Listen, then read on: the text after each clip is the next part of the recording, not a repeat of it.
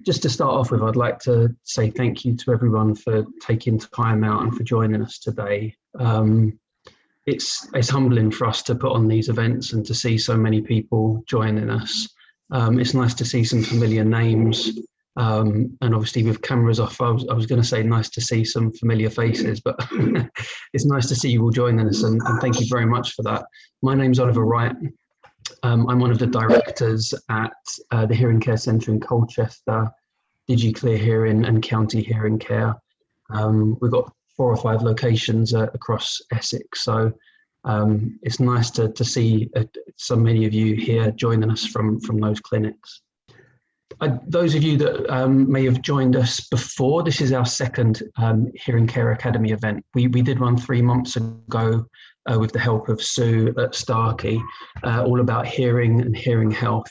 And it was so well received. We had so many positive comments from people that could join us on the day, but ones that were able to watch it at a later stage, that we thought it'd be really good for us to make it a regular thing. And so this is actually something that we're hoping to put on every 3 months if we can.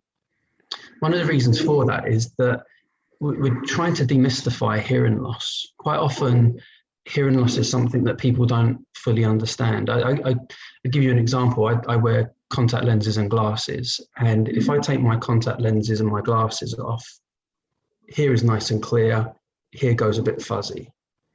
It is defined, it's something that you can understand. But hearing and hearing loss are quite often issues that people don't understand, and they can't understand why they hear some things really well and then other things they really struggle with. So what we're looking to do with our Academy events is to just give you information, help you to understand hearing, help you to understand hearing loss related topics. We think that will not only help you to make the most of your hearing devices and understand what you face, but it might also help your loved ones. If they join in on an event, you can share some information with them. And we know that that will really help people to make the most of their hearing and their relationships at home. So we're going to try and run these every 3 months. If you have any topics that you'd like us to cover, you can either contact our clinics, you could put a suggestion in the chat box and let us know what you'd like us to talk about next. I'm interested in lining up an ENT consultant to present for us in 3 months' time, maybe talking about ear health and some common ear health issues, how we can take care of our ears. Maybe talking about cochlear implants and the technologies that have developed there. So we've got a few sort of interesting subjects that hopefully you'll be able to enjoy over the coming months with us. Today's topic is all about tinnitus. As you probably know, and tinnitus has been a bit of a hot topic in the news and in the media generally over this last year or so. With COVID, we've seen significantly increased rates of people presenting with tinnitus, and I won't go into that in too much detail because I'm fairly certain that's something that Sue will talk about at some point as well. But we felt that it was quite important for us sooner rather than later to get some information out there on tinnitus. So I hope you enjoy it. We've got Sue from the manufacturer Starkey with us today. She presented for us 3 months ago, and she's one of the most interesting presenters that I've been able to listen to over the years, and I always enjoy listening to her and learn something. So without any more waffle from me, I'm now going to pass you over to Sue. Thanks a lot, Sue. Okay, so hopefully I can share my screen with you and some sound. So we have got a little bit of sound going on as well today. So hopefully that's all on screen. And what I actually want to talk about is tinnitus in terms of management and habituation. I'm a clinician. So I'm an audiologist and I'm a hearing therapist and a hearing aid dispenser. I'm interested in people understanding what's going on with their ears when they have tinnitus, but also in trying to understand how they might help themselves and how an audiologist might intervene to help them as well. So the first thing we need to understand is what is tinnitus?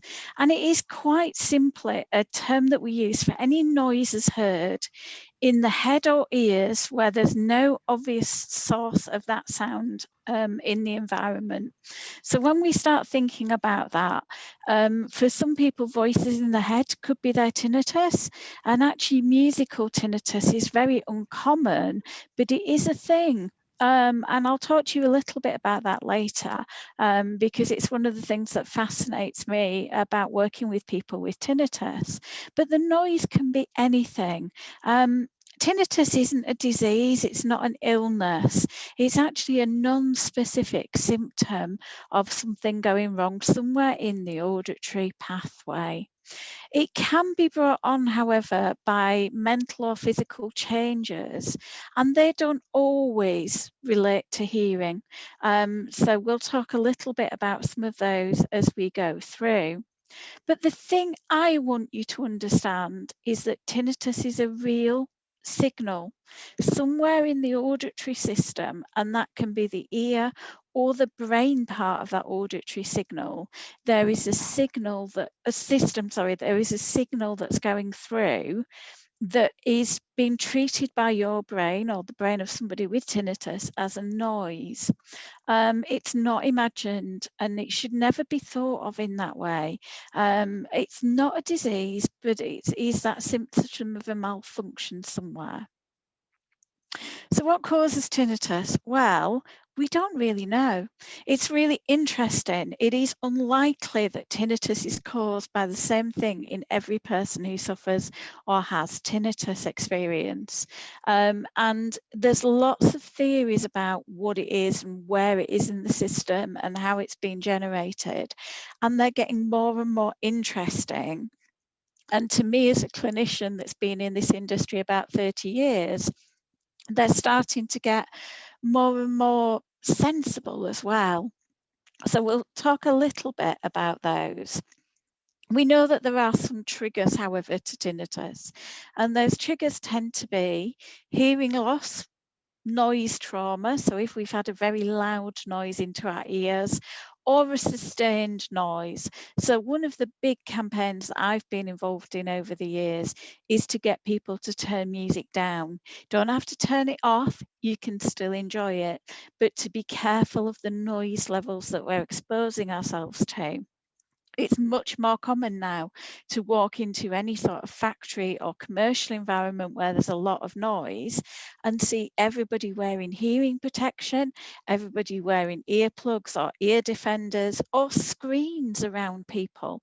And I'm sure some of you have watched some television with proms and the large orchestras, and you're starting to see acoustic screening at those events as well, because we know that musicians suffer a lot with noise trauma.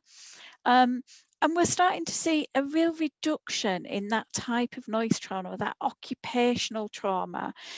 When I was younger, my father-in-law ran a mill for British mohair spinners, and he said it really annoyed him when people were claiming compensation for noise trauma because they knew what they were getting into when they arrived. He was in charge of making sure everybody wore their appropriate noise protection. But of course, that was only something that was brought in the 90s, and people that had been working since the 60s already had noise damage and hearing loss. So noise trauma from industry is starting to disappear.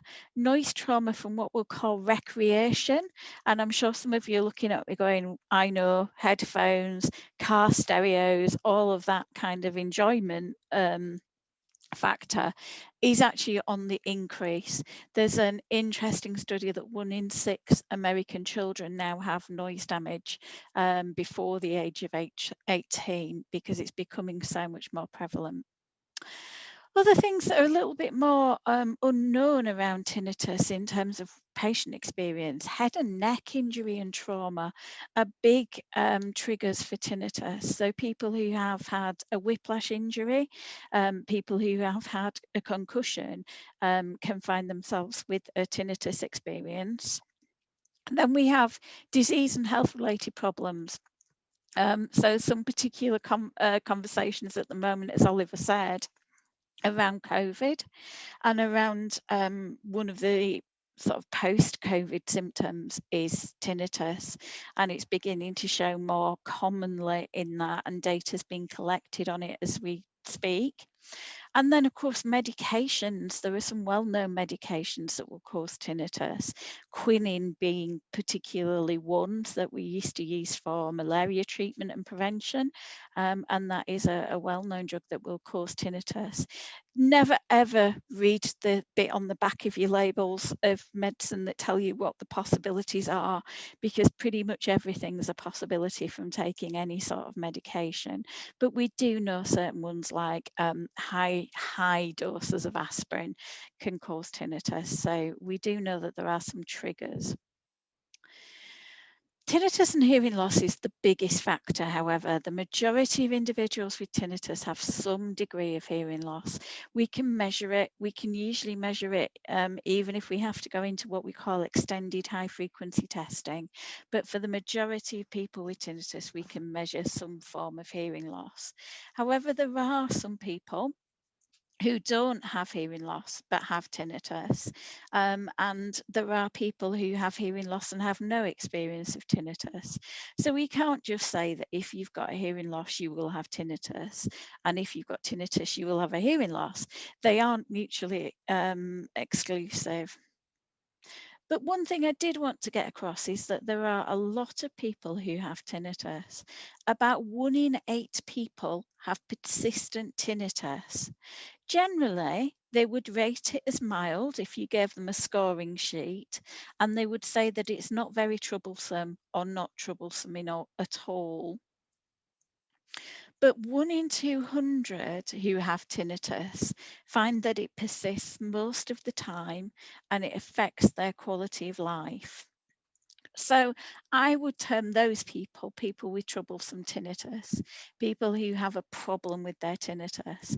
And I'm sure some of you online today with us do have tinnitus, but you think, well, actually, it's not too bad, and I do this and I do that, and it helps me to live with the tinnitus, and I'm not too concerned about it. I'll tell you a little story about my brother, who's now 50. I was going to say 51, but I'll be in trouble. He's 51 in September. So my brother's 50 years old, and he's probably had tinnitus for 20 years. And his tinnitus is noise-induced. So he has a bit of a noise-induced hearing loss from early music and things like that. And I know when my brother's stressed and when he's anxious, because he'll ask me, have you come up with a cure for tinnitus yet? Why have I spent all these years watching you get educated and you haven't got that yet? But for the most part, he doesn't hear his tinnitus every day, and he doesn't listen to his tinnitus. He is able to put it in the background, but particularly when he's stressed or very tired, that's when he'll come up with his tinnitus. So as I say, this idea of troublesome tinnitus versus just having an experience of tinnitus is quite different. Who's likely to get tinnitus? Well, anybody. Men, women, young people, old people. One of my friends is a specialist in children's tinnitus, and there are very few specialists in that around the country. She gets children to draw a picture of their tinnitus and what it looks like and what it feels like to them, and we get some great imagery from that. But it's something that people don't ask children. So it's never part of the hearing assessment, because people work on the principle that if children don't know it shouldn't be there, then they may not be too concerned about it. We would recommend that all children are asked during an audiology appointment. But tinnitus can affect anybody. It is more common in men, people who are older, what they call blue collar workers, so people with more manual jobs, and people with certain common health conditions it's more common in, but anybody can experience tinnitus. So let's talk a little bit about generation of tinnitus and how our ear works. We have 3 sections to our ear that I'm sure some of you are aware of. We have our outer ear that's closed off by our eardrum. So this is the thing you can stick your finger in.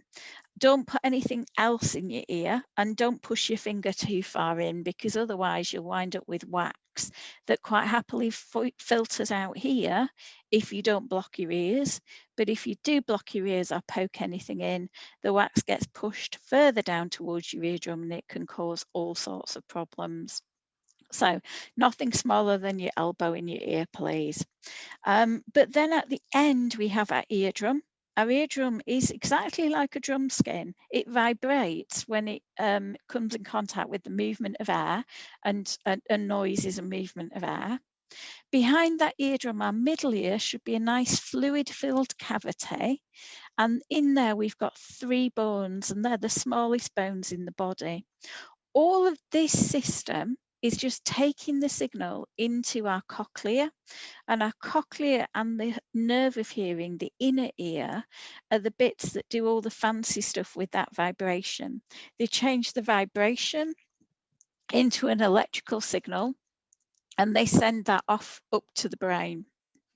It's more than likely that somebody with a tinnitus experience has something wrong with their inner ear and their nerve and pathways up to the brain.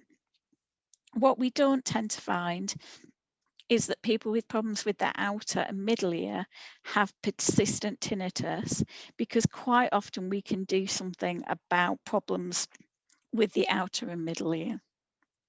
So acoustic energy comes in the canal, it vibrates the eardrum.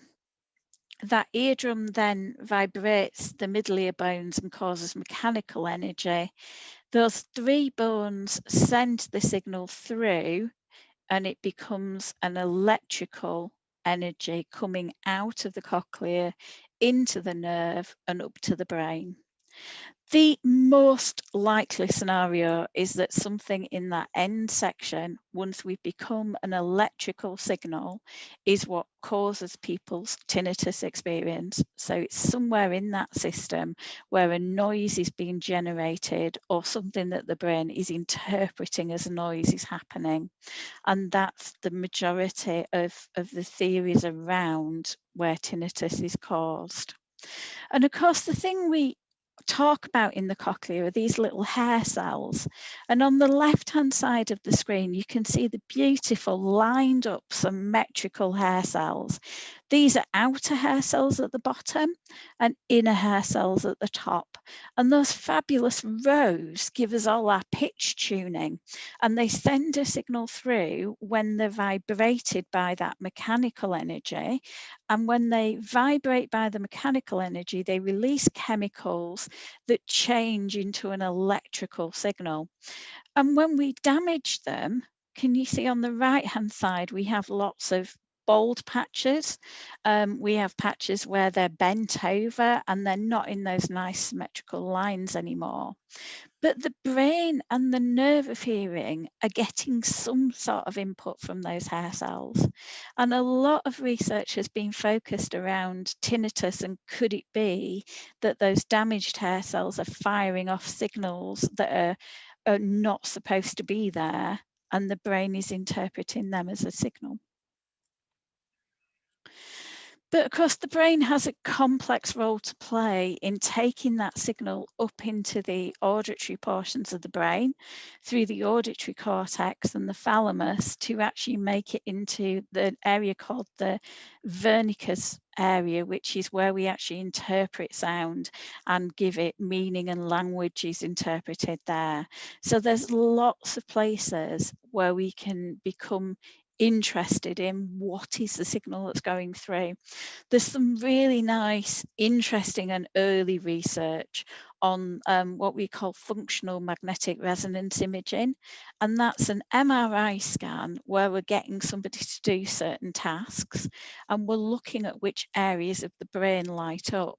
And there's some very early research showing that certain areas of the brain do light up differently to somebody who has hearing loss and no tinnitus and somebody who has hearing loss and tinnitus. It's really early days on that stuff, but it is getting really interesting. So can some things make tinnitus worse? And I'm sure if you've got tinnitus, you've tried to reduce some of these things already. Things like caffeine and alcohol and aspirin are all talked about. People try reduced salt diets, and we do find definitely with noise exposure. So I'm sure some of you have come out of a loud event, found your ears ringing, gone to bed, woke up the following morning and that ringing has gone. So we do know noise exposure is an aggravating factor, but I'm not sure how many of you realise that your stress and anxiety levels will also aggravate tinnitus. What I say to people about all of the dietary things is nothing is proven to change tinnitus. So taking a ginkgo biloba supplement, swallowing a particular vitamin every day, nothing's proven to change tinnitus. So what I would say to you is if you want to try any of those things, as long as it's not harmful to your general health, then by all means try them, but do it for 3 months. And if at the end of the 3 months nothing's changed with your tinnitus, then it's certainly not something that's going to work for you. If you Google tinnitus cure, you will find pages and pages and pages of information, everybody trying to sell you something or tell you what worked for them. Believe me when I say that the cure for tinnitus isn't going to appear on page 21 of a Google search. It's going to appear in texts, it's going to appear in practices like Oliver's, it's going to appear at the British Tinnitus Association. They're the people that are going to say, this is it. This is the thing that will help X people with tinnitus, and this is something that's worth actually doing. But as I say, it's not going to appear on page 21 of Google. So there's lots of research that talks about self-reported tinnitus problems, and those self-reported tinnitus problems tend to fall into categories of sleep, hearing, emotion and concentration. So if somebody says that they have a problem with their tinnitus, then generally we can find that problem relates to one of these 4 things. So either they're not sleeping, or they're not able to concentrate because all they can hear is the noise, or their hearing isn't good, or they are getting emotionally disturbed by the tinnitus. So those categories are fairly standard. And the thing people ask is, are there any treatment options? Yes, there definitely are treatment options, but we don't have a cure for tinnitus, but we can help you to manage it. And we know that some things will manage it well. So let's talk about some of this. So I can't see your faces, but I'm sure if some of you have got tinnitus, you've been to your GP and your GP said you've just got to learn to live with it. It's the worst thing anybody can say to somebody that's got a new experience of tinnitus, because at that point, your distress about your tinnitus is way, way, way up here. It's a really huge thing. It's distressing you enough to actually mention it to somebody. And when the GP says you just have to learn to live with it, you assume you have to learn to live with the state that you're in at that particular moment in time. And it becomes quite a self-defeating statement. But actually, most people who experience tinnitus, the distress that they experience at the very start of their tinnitus journey becomes less and less and less over time. The tinnitus is probably still there, but the effect it's having on them changes and reduces over time. And this is something we call habituation. And I want to try and talk a little bit about habituation and what happens. So habituation is a psychological learning process where we decrease our response to a stimulus after being repeatedly exposed to it. So let me give you an example. I did see a few of you come up on screen, and you were all wearing clothes. I'm really grateful you were all wearing clothes. But of course, when clothes touch our skin, we can feel them. So let's think about wearing a new top where the label's catching you and you're really irritated by it. So you spend the whole morning kind of going and scratching and thinking, oh, this is really awful. And then you get busy doing something else and you forget that it's there at all. And by the end of the day, you've habituated to that signal. You've learned that that signal isn't important and that you can ignore it. And this is the same with a new pair of shoes. They might be tight but not rubbing. And by the end of the day, you don't even remember you're wearing your new shoes and you go and buy another pair. maybe that's just me. I like new shoes. But the idea of habituation is that we learn to ignore lots of things that we know what they are and we know what importance they have. So if you think about the sounds around you at the minute, I'm sure some of you will have the washing machine going or live next door to a busy road, but you don't hear that noise all day. Your brain hears it, but it doesn't say to you, what's that? It doesn't make you consciously listen to it. And we can use a scenario around a construction site. So you go to work one morning or you hear them start outside, and at 8:30 the jackhammer starts. And your first thought is, I can't possibly listen to this all day. This is going to be horrendous. I'm going to listen to it. I'm not going to be able to focus and I'm not going to be able to concentrate. But then the first meeting starts, you have a cup of tea, you watch a little bit of breakfast news, you sort of get involved in something and go about your normal day. And slowly that jackhammer goes back into the background and you're not hearing it anymore. You're not even aware that they've started or finished sometimes. And, you know, it's only when you go outside and think, oh, they've left, that you realize that they've stopped hammering. But of course, the second way we can react is that you listen to it and you think, well, that's horrendous. That's really loud. It's going to drive me utterly nuts. And then you start to focus on it and you start to listen to it and you start to look out for it. Oh, they didn't start till 8:15 today. They started at 9 yesterday. I've been listening to it since 9 a.m. It's every topic of conversation. It's all the focus is on that. And the more you focus on it, the more difficult it becomes for you to turn your mind away and get on to other things. So reaction to sounds is controlled by our limbic system, and we'll talk about that in a second.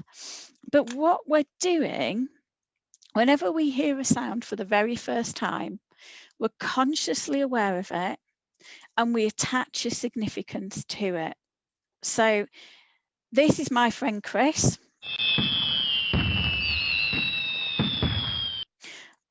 I've heard that sound and I don't necessarily think it's negative, but my friend Chris was actually involved in an explosion on a refinery where he works in America, and when he hears that kind of a sound, he has a very negative reaction to it. He's worried, he's scared, he's thinking it's something in his environment that is going to cause another problem for him.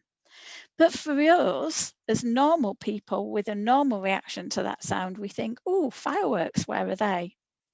So your reaction to a sound when you hear it for the first time is that conscious awareness, oh, what's that?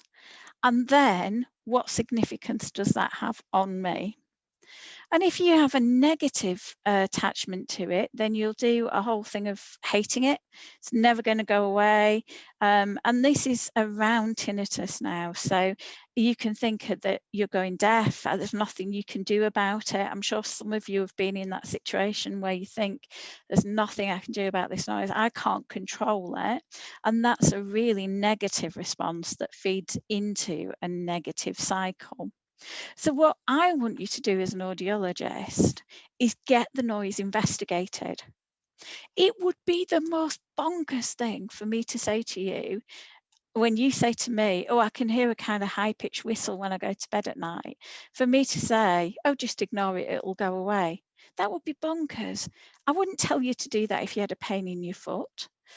So why would I tell you to do that when you have a symptom in your ears? So I want you to find out that the noise is normal, that it isn't a symptom of anything else, that it is just there and it will be okay. So I want you to have your hearing checked, your hearing health checked, and your general health checked as soon as you start to hear a tinnitus noise, because otherwise it would be crazy. It would be bonkers to do nothing about a tinnitus noise. But I don't want people to get into a negative thought process with tinnitus, because any negative thought leads to anxiety, depression, irritation, and activation of that limbic system. The limbic system is what we're going to focus on for a few minutes now. And that limbic system is all about difference and spotting differences. So as you can see, there may be a difference in those birds. So let's think about the limbic system in the way that it responds to sound. And this is a really old model, but it's because it's still right. It still works for us.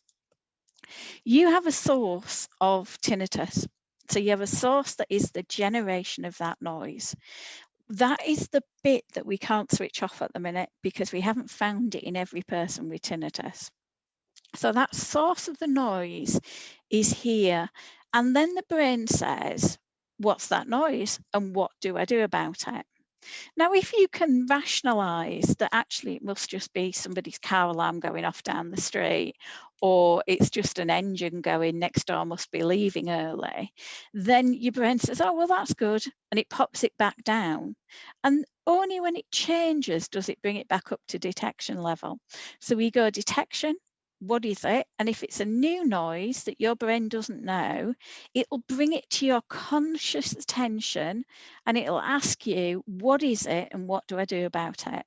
So that perception and evaluation, what is that noise and what do I do about it? New mothers, brand new baby. They can sleep through the husband falling over the dog on the way out, the dog barking, the husband swearing, and the kettle flying across the kitchen. But as soon as the baby murmurs, they're awake and they're aware of it. Because the perception and evaluation part of our brain is really clever. It can put thousands of noises in the background and it can bring one up to the surface, even if it's a tiny noise.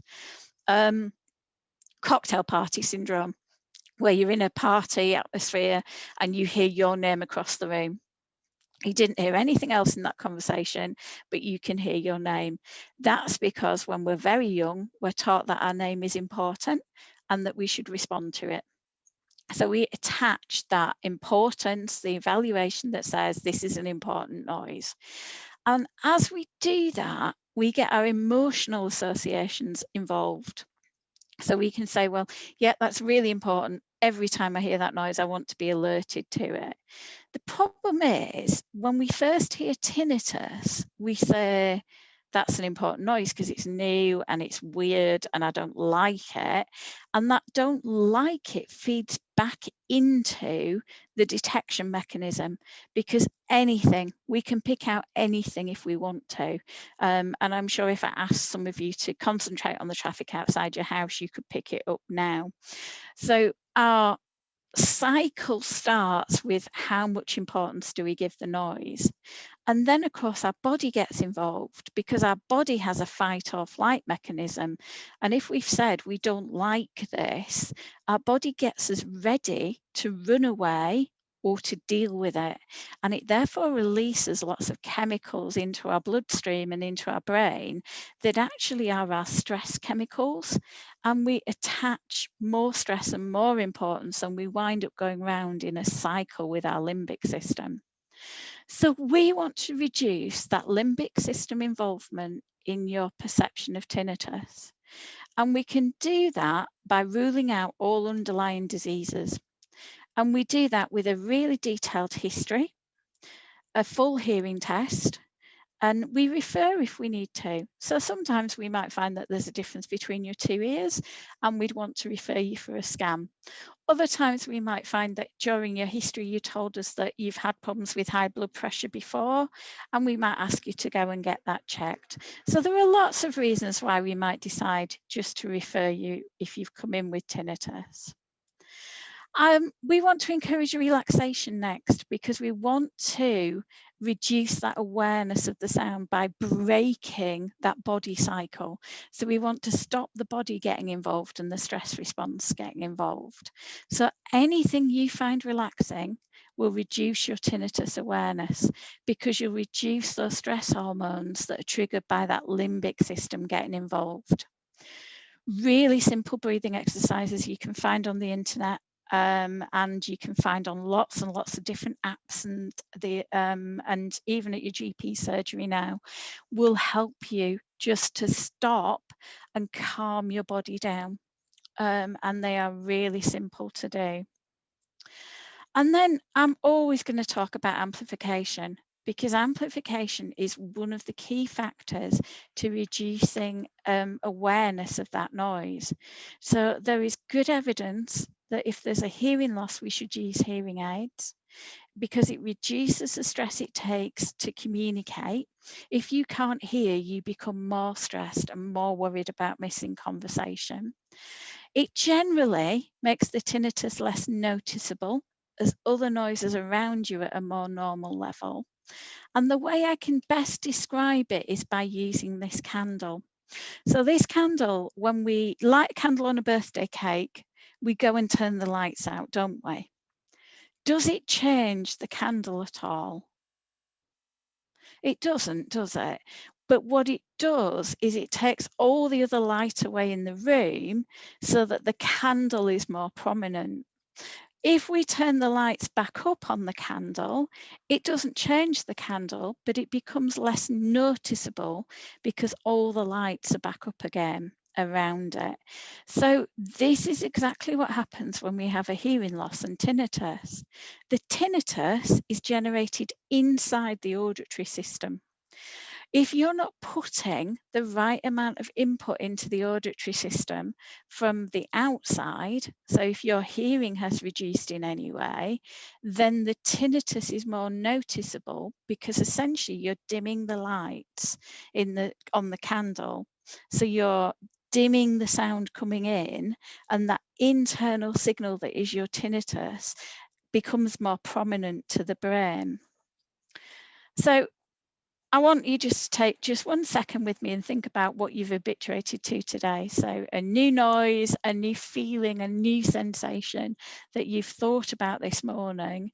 And actually now I'm making you think about it again. You think, oh yeah, I haven't noticed that all day. But lots of things I'm sure you can come up with. So I want to go on to talk about hearing aids and tinnitus. And I want to tell you that every adult should wear hearing aids. And I don't mind what they look like, and they might in the future look like earbuds.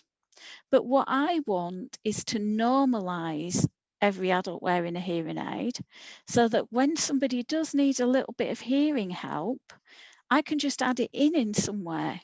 I don't have to convince you to wear something in your ears first. And there's absolutely no stigma to getting help with your hearing. So at the moment, we don't actively monitor our hearing through life. I'm sure if you haven't had a hearing test with Oliver's team recently, or if you asked 5 people on the street, I've done it recently. I've asked a few people around me who are just like at my gym, or conversation that I've had randomly. I am a bit like that, you can imagine, when they last had their hearing checked and when they last had their eyes checked. And the difference is massive, because people assume you only have your hearing checked when there's a problem, but you have your eyes checked to make sure they're all right. So I want people to get into the habit of having a hearing check too throughout their life, so that when they do need some help, when they do need to put an input into the brain and augment the brain's input from their hearing, then they're ready to go. They have that timely intervention. I want people to keep the sounds of speech within their audible range, so they keep that connection to other people, to wider society, but also keep the bit in the middle, the noggin, as we call it up here, working effectively. So you might have questions about tinnitus and hearing aids. First one being, does everyone with tinnitus have hearing loss? Not everyone, but it's a really common underlying factor. Wouldn't you know if you've got hearing loss? Well, no, Most hearing loss is really gradual and it affects both ears. So you don't realise it's not as sharp as it was because you don't have that comparison. If I blocked one of your ears, you'd know immediately. But because it's such a gradual decline with hearing, and because it tends to happen equally for most people, then you don't have that instant comparison. We do get this a lot where somebody has said their hearing loss is mild, that somebody's expected for your age. What does that mean? And that we get people coming in saying, you know, they didn't recommend hearing aids. I would say that there's really clear guidance and evidence now from NICE, which I'm sure some of you have heard of, who look at lots of health treatments and recommend what's best practice. And they recommend hearing instruments for people with tinnitus and any form of hearing loss. So NICE guidance released last year, so nobody noticed it because it was in the middle of March last year, suggests that we should offer amplification devices to people who have tinnitus, who have a hearing loss that affects their ability to communicate. And we should have the conversation. We should consider amplification for people with tinnitus who have a hearing loss but don't experience communication difficulties. If we can measure a hearing loss, we should have a conversation about hearing technology. We still don't know how effective hearing aids are because it's really hard to get a good randomized control trial for just one intervention.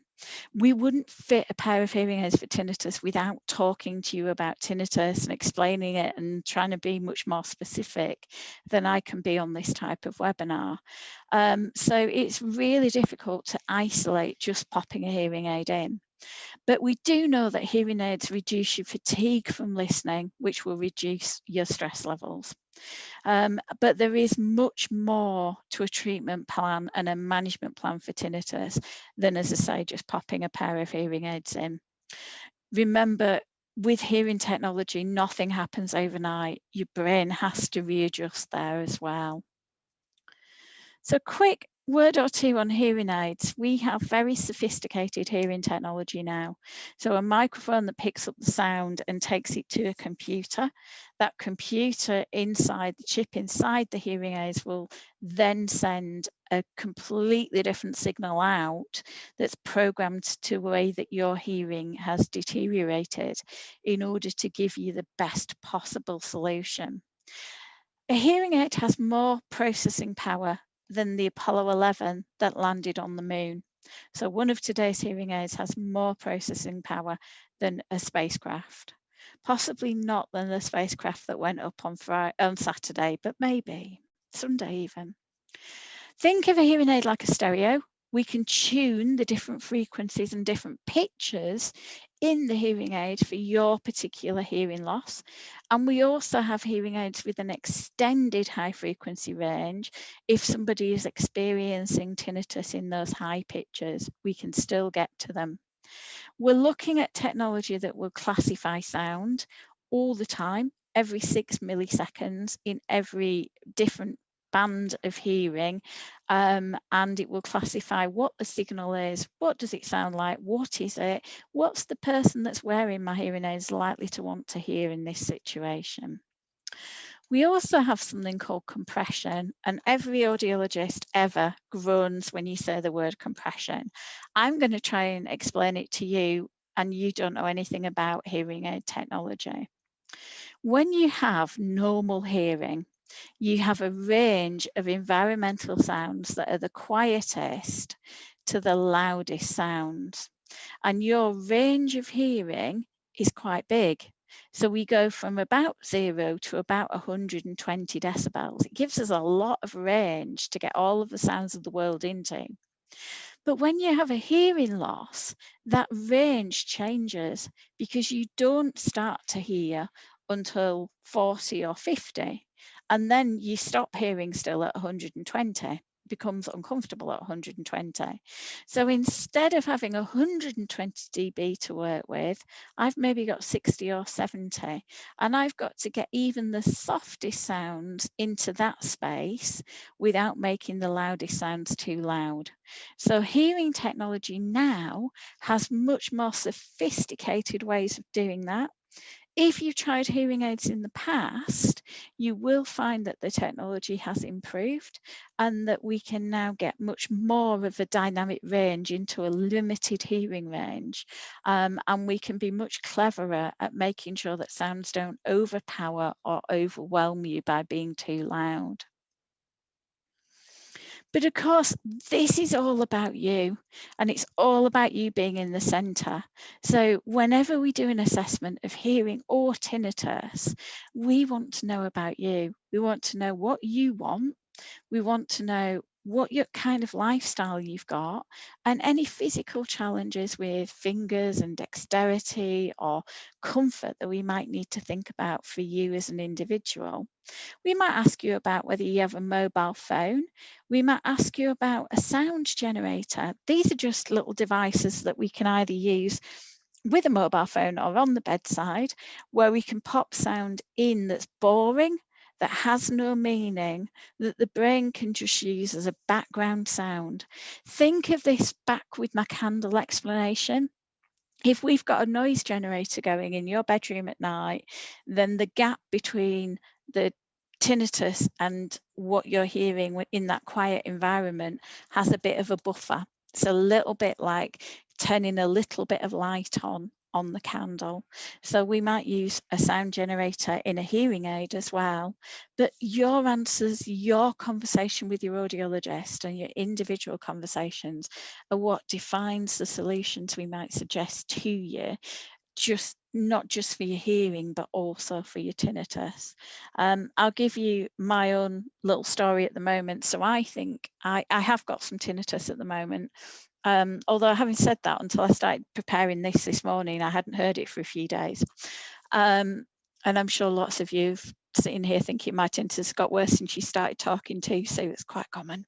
To be fair, I make a lot of people's tinnitus worse before I make it better. But I experience it at night. So if I wake up in the middle of the night, I can hear it.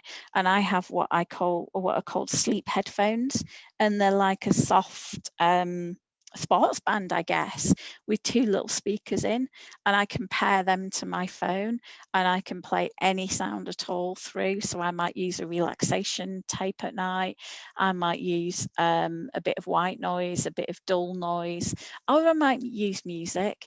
But the kind of devices that are out there that can help in all sorts of different situations are why we always recommend you try and catch up with an audiologist if you experience tinnitus. So let me give you some top tips for you managing your tinnitus.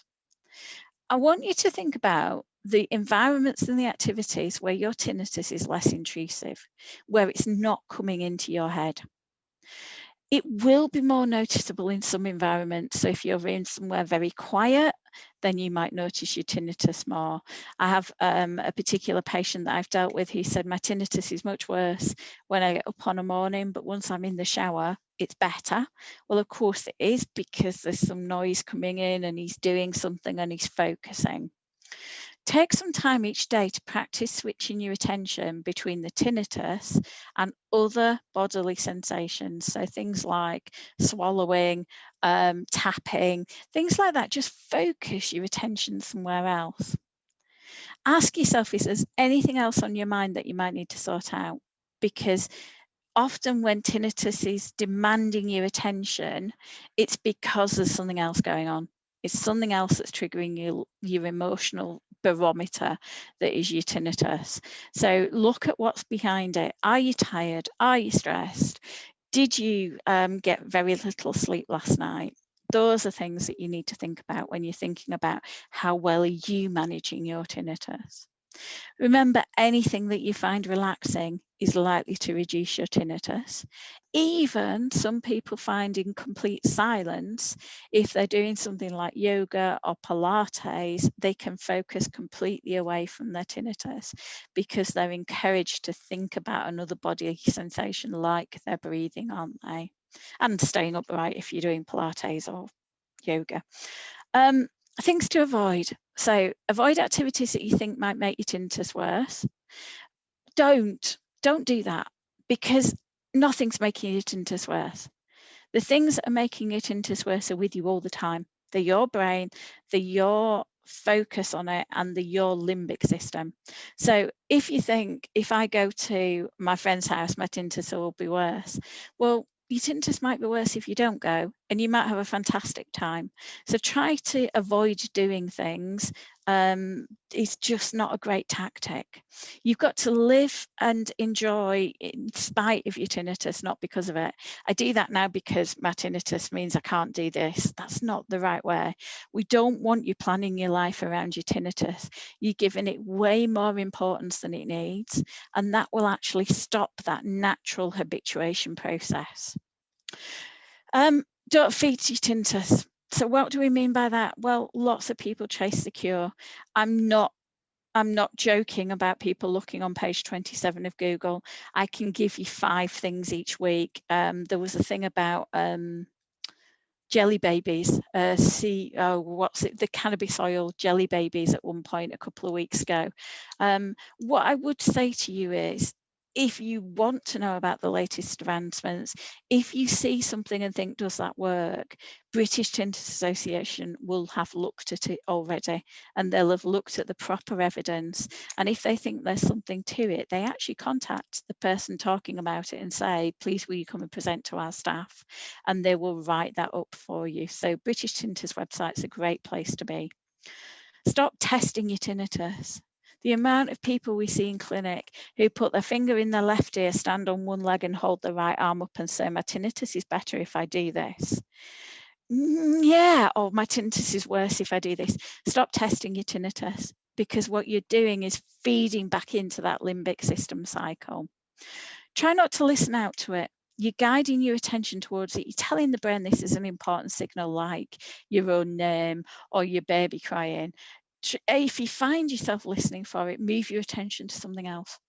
Literally get up, get a pot of tea, go and stand by the kettle, do anything to draw your attention away from listening to it. It is really hard to stop monitoring it. Notice that you're doing it. So if you find yourself listening to your tinnitus, then you need to give yourself a stern talking to. It's not me. I can't do it for you. You have to let your brain go in and say, oh, hang on a minute, you're listening. Of course you can hear it if you're listening. You're probably always going to hear it if you're listening for it. We can hear all sorts of things if we listen for it, even if it's the faintest of noise. So if you find yourself monitoring it and keeping a tinnitus diary and things like that, stop. You need to focus away and keep that focus away from your tinnitus. Quite frankly, a lot of tinnitus management still revolves around you being at the very center of this solution. There are lots of tactics, there are lots of things we can recommend, there are lots of ways we can talk about how it's affecting you and try and come up with very individual strategies for you. So please do contact the practice and talk to somebody about your tinnitus if you're having problems. Even if you've had it for years, please, feel free. It doesn't have to be a new experience for you to talk to somebody. And I'm going to point at a couple of things. takeontinnitus.co.uk is an online therapy, so cognitive behavioural therapy, that will teach you more about tinnitus than I could ever do in this short presentation. And it will also teach you ways of focusing away, and it will go through those kind of things with you. And it's run by the British Tinnitus Association. They have a website with lots of information, and they also have a tinnitus helpline, which you can contact during office hours, and their experienced staff will happily talk you through and talk to you about your particular experience of tinnitus and what might help you. So I hope that was helpful, and I haven't bored you too much. I'll stop sharing and then hopefully Oliver will pop back up on screen. I want to say thank you, Sue. I thought that was really interesting as always. Thank you all for joining us. I will try and do this again in 3 months' time, and we'll try and keep some information that's interesting for you. Try and find different topics that kind of make this whole concept of trying to help to demystify hearing loss something that you can all enjoy and do on a regular basis. So any comments, please let one of the team know when you're in next time, or give us a call or an email and let us know. But thank you all very much for joining us today. It's very much appreciated.